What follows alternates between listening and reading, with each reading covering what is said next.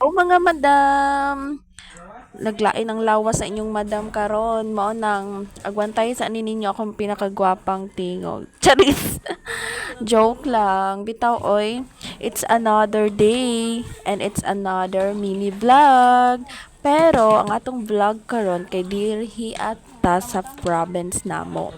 Uli mi ani sa amo ang lugar diri asa mo kayo kay birthday ni sa ako ang papa. So naghanda lang mi og simple lang nga celebration kay belated happy birthday na ni. Nahuman na jud ang iyang birthday.